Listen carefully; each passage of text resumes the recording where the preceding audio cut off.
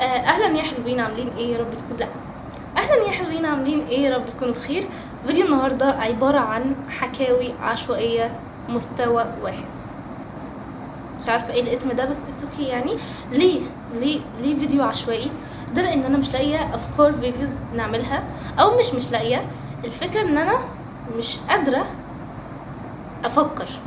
فانتوا ايه اللي عليكم؟ في اخر الفيديو هقول لكم تعملوا ايه. هتقولوا لي افكار فيديوهات اعملها، يعني انا بقول لكم في اخر الفيديو، بس لا خلاص دلوقتي مبهوره بالصوره دي. يعني انا بجد مش عارفه ليه، بس حباها قوي. مش عارفه تشوفوها ازاي. هاي، تعالي يا ماما.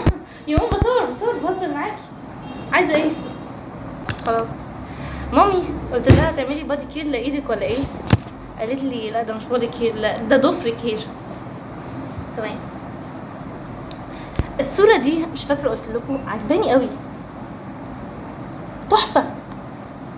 دي انا خطيره.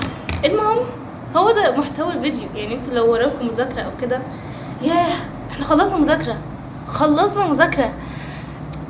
انا مش مصدقه، بس عامه يعني صدقت لما نمت. انا رجعت من المدرسه، رجعت من الامتحان، نمت. بص هقول لكم صح تمام، بما ان هو فيديو اصلا حكاوي بس، وبعدين هعمل ريفيو عن كام منتج هناك كده، اقول لكم جبت ايه النهارده بمناسبه ان النهارده يوم لا يوم عرفه. والله عارفه يا جماعه، عارفه انا مش جاهله دينيا ولا حاجه، بس انا بجد نسيت. ما علينا. كنت هقول رجعت من الامتحان، كنا بنقرر انا واصحابي هنعمل ايه النهارده. هي جيسيكا كانت تسالنا هتعملوا ايه. فعملت ايه؟ قلت لهم هرجع انضف الاوضه وانام واخد شاور. نمت. رجعت الساعه 2. احنا رحنا البحر، بعدين رجعت على الساعه 2 او مش فاكره الساعه كام. نمت الساعه 3. كنت بحكي مع ماما وشويتي شويه يعني. نمت الساعه 3 لغايه المغرب. فطرت. بعد ما فطرت على طول قلت هنضف الاوضه، ما نضفتهاش. نمت. صحيت الفجر، اتسحرت. نمت. بعد ما صليت الفجر نمت. صحيت الساعه 12. بس لا النهارده ما نمتش، كنت هموت وانام، بس كان تنظيف وكده، وعشان ما كنتش بنضف ايام امتحانات وتنظيفة العيد. ايه محكي عن ايه كمان؟ محتوى اليوتيوب. بصوا الفيديو ده هيطول لان انتوا ممكن تسمعوه في اي وقت. عامه ممكن محتوى اليوتيوب الفتره الجايه يكون عن ايه. بفكر اعمل تجارب جديده، ومن الحاجات اللي عايزه اجربها جديد هي صلصال الفوم. جربته قبل كده، كنت منزلها على الانستجرام، مش عارفه مسحته ولا لا، بس اعتقد ان انا مسحته، مش فاكره بامانه. مسحته. فعايزه اجربه وهعمله على مرايه، عشان بجد حلمي ان انا اجربه على مرايه. عشان المره اللي فاتت لما جربته كان على بس مش على حاجه اصلا، انا جربته ورود بس وخلاص. كانت ب25. يا ترى هتكون بكام دلوقتي؟ حاسه ب50 60 كده يعني. انا غمزه ليكم. اوكي. بفكر بصراحه اعمل فيديو سلسله تجارب جديده. دي الجزء الثاني من الفيديو اللي بكلمكم عنه، واللي هي افكار للاجازه اللي انا ممكن اعملها للاجازه، واللي هي افكار سلسله تجارب جديده، بحيث ان انا اجرب. والفكره دي صاحبتي قالت لي عليها عامه، بحيث ان انا اجرب على حاجات. جيسيكا قالت لي عليها ان انا اجرب حاجات جديده و اعملها معاكم. مش لازم تطلع بيرفكت كده، بس المهم ان احنا نجرب وبس، وانتوا تجربوا. هقول لكم على سعر الحاجه اللي هجيبها بكام، وهقول لكم من فين ممكن تجيبوها. وكمان نفسي اجرب اعمل السلايم. انا حاليا كبرت، بس مهما كبرت هفضل حلمي ان انا اعمل سلايم في البيت. كميه انا بقيت اتعود، كميه فيديوز كنت بسمعها انا وصغيره عن طريقه عمل السلايم بجد ما حصلتش. بصوا اقول لكم كنت اعملها بايه. كنت بعملها بالنشا، وقبل كده عملتها بالشاور جيل اعتقد، وقبل كده اللي هو مش اسمه ايه، اللي هو بتاع المسحوق الغسيل اللي بيكون جيل ده. مع ان مامتي ما كانتش تستخدمه، بس رحت اشتريته. ما كانش معايا فلوس، كنت صغيره جدا والله، كنت في الابتدائي يعني حاجه زي كده. لحظه ادراك ان انا هبقى طالبه ثانوي. لو ما تعرفوش، عشان محدش يسال في الكومنتس بسنه كام، تالتة اعدادي، لا اولى ثانوي. الله بجد تحفه شوار تحفه. في ناس في الاعدادي، ياي انتوا صغيرين قوي يا جماعه. بجد لازم تكبروا. وفعلا انتوا تالتة اعدادي دي سنة استغفر الله العظيم بجد تقرف، اللي هيقولكوا هتستمتعوا فيها فده عنده حق، عشان ما احبطكمش وكده. هي بجد سنة استغفر.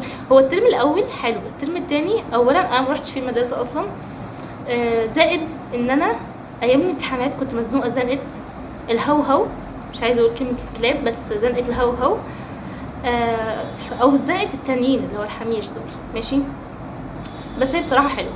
المهم نرجع لفكرة اليوتيوب، هنعمل فكرة عن ايه؟ بجد انا بحب انزل فيديوز بس انا مش عندي افكار. اول حاجة اللي هي تجارب جديدة، هعمل مثلا صلصال الفوم عشان ده بجد عايزة اجربه، سلايم بس حاساه اطفالي قوي، انا مش عارفة. المهم يعني انا طفلة لسه برضه صح. ده اول حاجة.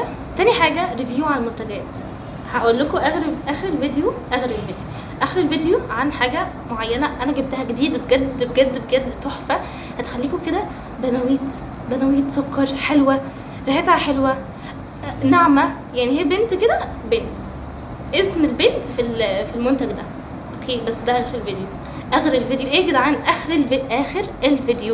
اخر الفيديو ماشي. ده اول حاجه.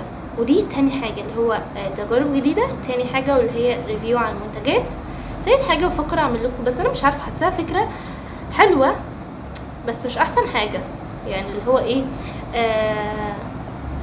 مسلسلات لا تركيه. انا بحب التركي فانا مش هعمل عن الكوري، لان اولا مش بعرف انطق اسماء المسلسلات الكوري بالانجلش او بالكوري. لا هو اصلا مش بتكون بالانجلش، مش بتكون بالكوري، هي بتكون بالانجلش صح. ايوه لا مش بتكون بالكوري، بتكون بالانجلش الاسم بتاعها من بره. انا مش بعرف انطق عامه اساميهم الاسم البطل جيت شانغ بوك و لا هاي اند ده انا بحبه بس اسمه بسيط، وكيم سوجون حاجه زي كده، دول مش بعرف انطق اساميهم. فاحنا خلينا في مين اللي اساميهم حلوه واساميهم هاديه واساميهم كويسه، التركيين. يا جماعه بموت في التركي بجد، بموت في المسلسلات التركيه عامه. عشان اقول لكم هسمع مسلسل انت وطني، اسمعوا معايا، هسمع مسلسل انت وطني، مش عارفه كام حلقه، هو كتير قوي بس لا هسمعه عشان خاطر ميراي. متضايقه لها قوي على المسلسل اللي هي عملته ده، اتهانت في المسلسل، شخصيه قذره ضعيفه جدا بجد، اضعف شخصيه للبنات، اضعف شخصيه نسائيه في المسلسلات التركيه، ما خدتش حقها، نهايتها قذره، ما ادوهاش حقها اصلا في الموت، ولا ان هي تمثل ان هي بتموت يا عيني، ولا اي حاجه خالص خالص. فالمهم ان انا عشان ارضيها وكده يعني هسمع مسلسل انت وطني، مع اني مقرره ان انا مش هسمع مسلسلات بس عادي يعني تسالي اوقات معينه كنت هعمل كده بس عملت كده، ما علينا. ده بالنسبه للمسلسلات. نرجع لموضوعنا. ايه تالت فكره؟ انا قلتها،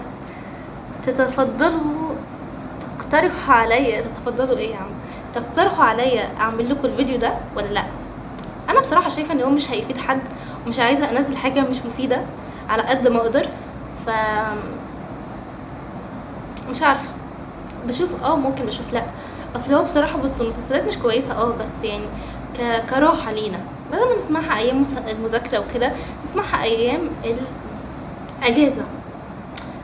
اجازه اجازه اجازه اجازه اجازه، يا لهوي بجد الحياه تحفه في الاجازه، لا الحياه خطيره في الاجازه، جميله جدا. الحمد لله يا رب، الحمد لله يا رب، حياتي كلها تبقى اجازه. لا بعد الشر يا عم، انا بحب اشتغل وبحب اذاكر وبحب اعمل عشان انسانه مجتهده يعني، بس لا مش حاليا انا محتاجه مذاكره. طيب تالت فكره، على فكره يعني انا بتكلم الكلام ده ولا محضره اي حاجه، ولا محضره فكره الفيديوهات اللي هعملها ولا اي حاجه حرفيا، بس جايه ادردش معاكم عن لينا 10 دقايق عادي. رابع فكره ممكن نعملها عن مش عارفه، لا رابع فكره خليها حاجات مفيده جدا، مثلا عن حاجه معينه. انا مثلا هقول لكم كتب تقراوها. انا في كتاب هقراه للمره كذا مره. بصوا بصراحه عشان اكون صريحه معاكم، انا قلت لكم قبل كده تقروه، مش عارفه قلت لكم ولا لا، رجلي وجعتني قوي. الكتاب هو مش فاكره اسمه، استراحه نفسيه او جلسات نفسيه، هما 2. واحد استراحه نفسيه والتاني جلسات نفسيه. لا، استراحه نفسيه ومش فاكره التاني ايه بامانه. والتالت اللي هو فن اللامبالاه. ده اصلا بجد كتاب. المهم، هقرا كتاب وهصور لكم، هعمل لكم حاجات كتير قوي يعني. بصراحه الحته دي انا مجهزه لكم فيها.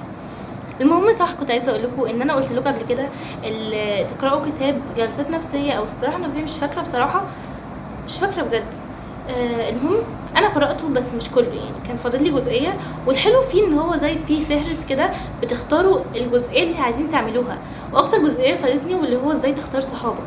بجد تحفه تحفه تحفه تحفه تحفه. من بعد ولاء، من بعد ولاء. لو اي حد محتاج اي معلومه عن الجلسات النفسيه والنفسيه عامه، يقول لي، بيكتب لي في الكومنتس، وهخلي اختي ترد عليه من عندي يعني، من الحساب بتاعي، خليها ترد عليه. اوكي؟ بجد بجد يا جماعه، انسانه عظيمه. الحمد لله الحمد لله يا رب. قولوا يا جماعه ما شاء الله يعني، خلوها لي، ربنا يخليها لي، عشان لو خلاها لي ان شاء الله ربنا يعني ان شاء الله يحفظها لي كده، انا هخليكم تستفادوا. هيبقى في عرض حاجات زي كده يعني. المهم، دي رابع فكره بس انا ما قلتهاش برضو، واللي هي على فكره ببص كده، مش ببص اللي هو على كتاب او كده. عايزه اخليها حاجه مفيده. انتوا قولوا لي عايزين عن ايه بالظبط. وقبل النتيجه، يا لهوي على العياط اللي هيحصل في الناس. عني انا الحمد لله لا، بجد بجد بجد بجد انا مش عايزه افتكر النتيجه، او بصراحه عادي افتكرها ما افتكرهاش عادي. اقول لكم على نتيجه الترم الاول، عشان في كذا حد سالني عليها، في كذا حد سالني عليها. رديت على كل واحد بجد. كل مره بجد يا جماعه، استنوا، كل مره بشوف حد بيكتب لي كومنتس جبت كام الترم الاول، بكون عايزه احط اللي هو الساوند بتاع هو انا كل شويه اعيد. يا جماعه بجد تعبت تعبت تعبت. اولا، هو انتوا هتستفادوا ايه لما اقول لكم جبت كام؟ يعني انا مش متضايقه ان انا اقول لكم والله، بس انتوا هتستفادوا ايه يعني؟ بس هقول لكم، الترم الاول جبت 137 من 140 الحمد لله. عقبال الترم التاني يا رب، عقبال الترم التاني يا رب. انا بوظت في الامتحانات بس اتس اوكي يعني. والله يا جماعه كنت بروح مش نايمه، وانا قلت لكم ناموا، بس والله كنتش عارفه اعمل ايه. كان فاضل لي حاجات كتيره اذاكرها، كنتش عارفه اعمل ايه. بطلع لكم كل اللي في قلبي على فكره يعني. انا بجد دلوقتي مفيش اي ذره كذب. والله انا عامه من الاول ما كنتش بكذب عليكم، بس الفكره اللي هو انا قلت لكم ما تسهروش او ما تناموا او روحوا نايمين، بس بجد بجد وده كمان غلط يعني. انا بجد بجد لو عايزه اقول لحد نصيحه، روحوا الامتحان انتوا نايمين، عشان بجد والله يا جماعه ندمت. انا رحت اخر امتحان اللي هو العلوم، كنت رايحه نايمه عماله اقرا في السؤال. قرأت السؤال بجد والله. كنت بقرأ السؤال 20 مرة بحاول افتكر، مش قادرة خالص. والمراقبة بتاعة اللجنة مش عايزة افتكر خالص. المراقبة بتاعة اللجنة كانت عمالة تحكي. طب هو انت تعرفي، مش ليا بس لست تانية، المراقبة التانية، طب هو انت تعرفي مس شيماء، طب انت تعرفي مس مش عارفه ايه. يا مس خلاص دماغي هتنفجر. في الاخر اللي هو عملت كده خلاص، تعبت. فناديت على المس، قلت لها مش عارفة اركز، اعمل لكم ايه، مش عارفه اركز. بجد بجد يا جماعه والله ده اولا السبب الرئيسي ان هما كانوا عاملين يحكوا فوق راسي وانا قاعده في التخته او في الديسك الاول. ده تخته وديسك ايه يعني؟ في التخته الاولى في اللجنه. انا كنت دايما في النص في الجنب. دلوقتي بقيت في الاول عشان اول يوم اللي هو العربي. الترم الاول كنت قاعده في المكان اللي هو بالجنب. الترم التاني اول يوم اللي هو العربي الحمد لله كنت قاعده، عشان العربي محتاج تركيز، الحمد لله كنت قاعده بالجنب. بعدين تاني يوم غيروا، او تالت يوم غيروا اللجان، وبقيت في اللجنه اللي بعدها في التخته الاولى او في الديسك الاول. يا جماعه بجد بجد بجد مكان مقرف. انتوا لو حظكوا قاعدين في التخته الاولى، معلش انتوا حظكوا فقري زيي. مكان معفن قوي. الفون بطل يعمل. المهم، كنت قاعده بكتب بحل يعني، والله مش بغش. انا عمري ما غشيت الحمد لله. عشان الناس اللي بتقول انا عمري ما غشيت هتغش في الاخر، انا الحمد لله عمري ما غشيت وان شاء الله ما غشش. فكنت قاعده وعامله كده، اللي هو عامله كده وبكتب بحل، تمام. وده كان من اسباب ان انا بحاول اغطي وداني عشان ما اسمعش. وكمان كنت عامله كده عشان وبحل، والله العظيم كنت عامله كده عشان ما اسمعش واحل، عشان ما كنتش عارفه احل من المس اللي جنبي اصلا، من المراقبه اللي جنبي. فكنت بحل، تمام. راح المستر اللي هو المراقب بتاع الدور مسك الورقه مني وقفلها. انا اتخضيت خضه، ما عرفتش احل بعدها بنص ساعه بجد، خدت لحظه اللي هو استوعب ايه اللي حصل. وفي الاخر طلع عشان يبص على الامضه بتاعه المراقبه. حصلت كميه حاجات في اللجنه بتاعتي بالنسبه لي مش طبيعيه. وكمان من الحاجات اللي حصلت، لا دي ممكن تودي المستر في داهيه. لا خلاص مش هقولها، مش هقولها، هتتحذف الحته دي، هتتحذف. بس في امتحان لا خلاص، خلاص يا جماعه مش هقولها لكم. لو متحمسين قوي قولوا لي في الكومنتس وانا مش هقول لكم برضه، عشان لا مش هقولها. عيب، مش عيب والله، بس الفكره ان انا عملت حاجه يعني مخالفه للقانون، او المستر اللي عملها مخالفه للقانون، فمش هينفع اقولها عشان المستر ما يروحش في داهيه. بس هي اصلا كان في امتحان الرسم يعني، مش في اللي دماغكم، مش اللي في دماغكم يا عامه يعني. هو حاجه بسيطه جدا، بس لا مش هقولها. بحب اذل الناس عامه، بس مش هقولها والله. اقولها ولا لا حرام، حرام. هي مش حاجه وحشه يعني، ولا مش هتضرني لو قلت لكم، مش هتفيدني لو قلت لكم، غير ان انتوا هتضحكوا، فانا مش لازم تضحكوا عامه يعني، فمش هقول لكم. بس تعالوا اقول لكم ريفيو عن اختي استخدمت منه. بصوا انا عامله نفسي متفاجئه، بس انا شفتها اصلا، انا شفتها اللي هو اختي استخدمت منه. بس والله انا اتفاجئت ان هي استخدمت منه مرتين، مش كانت اقل من كده. دلوقتي بقى خايف قوي. review about this products، بجد بجد بجد خطير. هو وده this and this، بس ده ريحته مش عارفه ريحته ايه والله. كوكو بيتر بالجوز الهند. كوكو، الله كوكو. هو خلص صح؟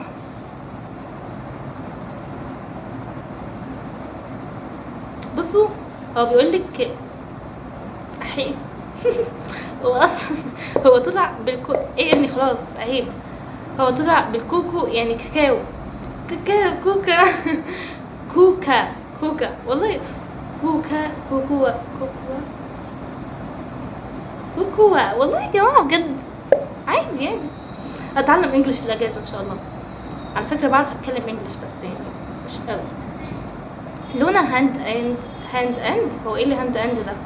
بادي ايمولونيت كريم مرطب للاستعمال اليومي ذو تركيبه غنيه بزبده كاكاو. طب ما تكتب كده، هو ايه اللي كوكو. بص هو COCOA. قولوا لي بقى انتوا هتنطقوها ايه. انا نطقتها كوكو، بعدين قلتها كوكوا يعني الله اعلم تطلع ايه. ده تحفه. ده بص ده بيرطب اكتر من ده، بس ده بالنسبه لي ريحته مش حلوه. ريحته حلوه بس مش قوي. ده ريحته خطيره بجد ريحته تحفه. تحسوا ان انتوا بناويت تمام، بجد بناويت قوي. انا كان معايا منه في الوقت الثانيه. خليه كده. بص ايه الهطل ده، بيمتص. الله بيه البلوجر وبعمل اللي هو بيمتص بسرعه قوي يا جماعه. بصوا تحفه. بصوا انا مش هقول لكم على حاجه كده عشان مش هستفاد حاجه عامه يعني. انا مش هاخد فلوس ولا حاجه لو قلت لكم على حاجه كده، بس انا عايزه اقوله لكم ان هو تحفه تمام. ولكن عيبه الوحيد ان هو يعني بصوا هو كده اصلا عشان هو بادي لوشن، بس بحسه ريحته بتختفي بسرعه يعني. ده بصراحه مش بتختفي بسرعه زي ده. وده منه اللي هو العبوه الصغيره دي، اللي هو الصغيره اللي زي الفازلين دي او الفازلين او مش عارفه، بتكون احلى الترتيب اللي هو الجاف قوي. بصوا خطيره المهم ده بالنسبه لي احسن. ده احسن من ده في الريحه، ده احسن من ده في الترتيب. فهمتوني؟ هعمل لكم عليه فيديو. خلاص فيديو توقعوا المنتج الجاي عن ايه. مش بحب حد يتوقع على طول في الدغري كده. ده الفيديو الجاي اوكي. وكانت معكم مرام حماده فهمي، وللقاء وراكم الفيديو الجاي. ما تنسوش تعملوا سبسكرايب لو دي اول مره تشوفوني. قولوا لي لو حبيتوا الفيديوهات العشوائيه ولا لا. لو مش بتحبوها برضو هعملها تاني، لان انا بجد حبيتها قوي، وحسيتكم صحابي يعني، حسيتكم بتكلم معاكم عادي جدا. والى اللقاء، هتوحشوني جدا. بكره هشوفكم تاني بكره فلوج يوم العيد. الفيديو ده ان شاء الله هحاول انزله. صح، ما قلتلكمش جبنا ايه النهارده. لا ثواني، لازم جبنا كذا وكذا، تعالوا اوريها لكم ثواني. غمست تاني. بصوا انا وجايه عملت ايه، عملت كده بالجنب عشان ايه، ابين ان هو انا وجايه كده فتح لوحده ووريتكم. بصوا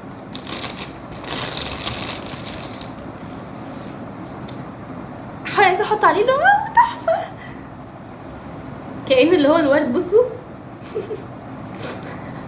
3 فروع بس اصلا، تحفه. ده حبيبي جايبهم لي، بهزر يا جماعه، ده بتاع اختي اصلا، انا جايبهم لها هديه، مع اني قلت لها ان انا مش هقول للمتابعين كده. الله شكله خطير خطير ما شاء الله، اللهم بارك، تحفه. يا ريتني جبت لنفسي منه، تحفه. ريحته زي الزفت، استغفر الله العظيم. بصوا يا جماعه، منه سيليكون ومنه قماش، عامه ما فيش منه طبيعي يعني عشان ما يبوظش، فجيبوا منه السيليكون. You can ask a flower. يا لهوي تحفه. جبنا ده وجبنا كمان شطرنج بس التليفون بيقول انقذوني عشان المساحه مش قادره. ده تليفون اختي بالمناسبه، اللي هي بتاعت الورد ده. وعايزه اشرب ميه. جبنا كمان شطرنج، وانا بعاملك بالمعامله دي. جبنا هتصور كده خلاص، هتكلم كده. جبنا كمان شطرنج بس للاسف ماما واختي بيلعبوا بيها بره، وهصور لكم، ممكن اصور لكم يعني شكله، بس مش لازم، انتوا مصدقيني صح؟ اوكي. جبنا شطرنج كبير كده، كان في مقاس كده وكان في مقاس كده. عامه هقول لكم باي عشان المساحه، في مقاس كده وفي مقاس كده. احنا جبنا المقاس كده عشان خاطر عامه بابا كان فايز بالمركز الاول على المحافظه او الجمهوريه، مش عارفه الكام، اللي مش عارفه الجمهوريه والمحافظه هكتب لكم هنا. وكان هيتصعد لمراحل كتيره قوي، بجد فخورين ببابا. الحمد لله اتعلمناها، بس انا نسيتها شويه، بس يعني اتعلمناها و بس يا بحبكم قوي. love you so much guys، بجد اتمنى اشوفكم في اقرب وقت، وباذن الله يكون بكره. احطها في عينكم تحفه. خلي المقدمه كده، خلي المقدمه كده